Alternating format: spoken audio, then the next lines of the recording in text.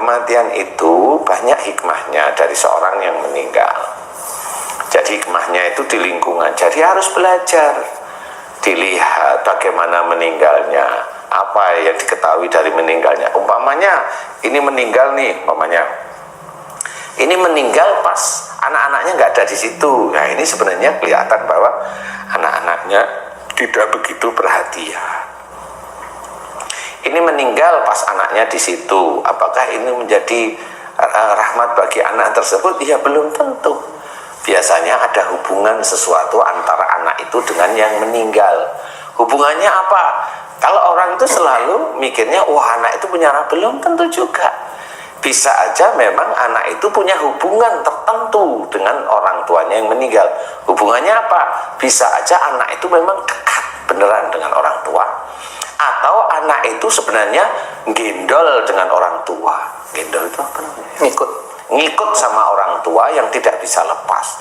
Itu menjadi tanda sebenarnya. Nah bagi kita-kita yang muslim gak paham. Nah, tanda itulah cara Allah mengingatkan. Orang tuanya meninggal pas dia itu pergi ke luar kota. Pas saja dia pergi baru orang tuanya meninggal. Berarti ini memang ada tanda anaknya yang seperti itu memang tidak terlalu diharapkan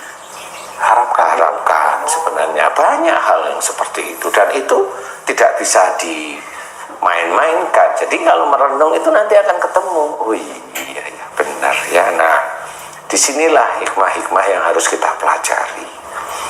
Memang satu di sisi Allah mentakdirkan sesuatu, sisi lain kita harus belajar. Contoh namanya orang matinya tabrakan, ya kita harus belajar jangan ngawur di jalan raya. Itu kan pelajarannya seperti itu. Itu dari sisi ketaatan berlalu lintas. Yang lain, ya itu tadi sudah enak-enakan, bagus, rodanya meletus lah, nabrak, meninggal. Kan macam-macam seperti itu. Padahal sudah dilihat itu aman-aman semuanya. Ustadz ini ada ini Ustadz, maaf Ustadz, ada pecinta Ustadz Dhani Official Channel juga pas bertanya tentang kematian Ustadz. Ada saudaranya meninggal saat melahirkan Ustadz. Itu apa atau salah apa yang menyebabkan hal itu? Apakah juga dinyatakan mati syahid Ustaz? Kalau yang saya ketahui dari yang meninggal melahirkan itu di zamannya Rasul, memang di situ memang diceritakan oleh malaikat Jibril itu orang itu yang meninggal itu meninggalnya syahid. Orang itu Zaman Rasul. zaman Rasul. Nah kalau zaman setelah Rasul, wallahu a'lam. Bedanya apa Ustaz? Bedanya? Itu jelas beda. Kalau sekarang yang saya amati mamanya orang itu melahirkan, ya itu bisa aja dulu si ibunya dulu satu mamanya dia itu dengan dirinya itu merasa bahwa dirinya itu tidak diharapkan oleh orang tuanya. Oh, merasa tidak diharapkan oleh orang tuanya. Dulunya sejak remaja merasa pikiran itu orang tua saya kok begini saya, dia seperti saya tidak diharapkan dengan ayah atau ibu saya. Yang berikutnya bisa aja memang dia tidak menginginkan adanya anak. Jadi dia tidak menginginkan adanya anak. Nah kalau dia sudah bersumpah seperti itu, ya nanti Allah melihat. Kalau memang dia tidak menginginkan anaknya lahir, dia bisa meninggal, diganti dengan anaknya. Itu sebenarnya hikmah. Jadi kalau itu dibilang syahid, ya nggak berani saya bilang itu syahid. Kebanyakan seperti itu. Jadi atau dia marah sama ibunya, ya seperti itu marahnya. Istilahnya itu membeda-bedakan sehingga gini akhirnya dia sendiri punya pikiran bahwa memang kayaknya saya tidak berguna deh itu. Dan itu menjadi dalam. Nah di titik itulah Allah mulai menulis sumpahnya dia sendiri. Jadi makanya istilahnya itu omongannya orang muslim itu doa itu memang harus kita perhatikan siapapun.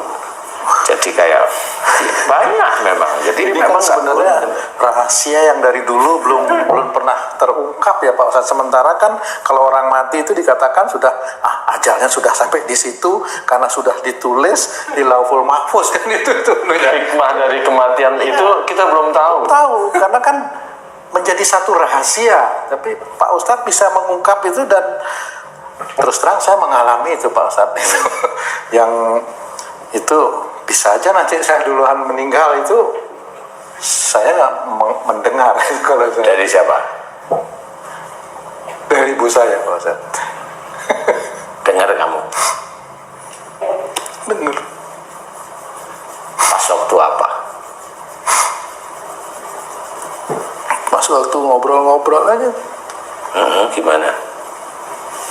Mama itu bilang, wah Pak Mamu itu kayaknya umurnya sih panjang. Mama ini yang bisa duluan Mama. Itu Pak Ustadz.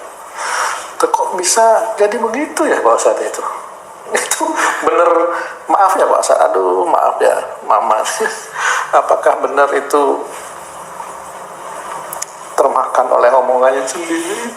Iya, itu salah satunya itu. Nah, biasanya kalau orang itu biasanya itu lupa kalau habis ngomong begitu salah itu biasanya tidak mau mohon ampun kepada Allah Ta'ala. Itu menjadi catatan.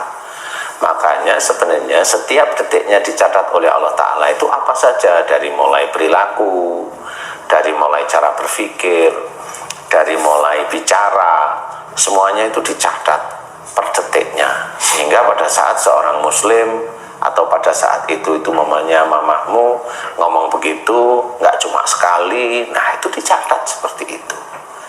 Nah di titik itulah semuanya akan tergabung sehingga menjadikan menuju ke arah area kematiannya beliau.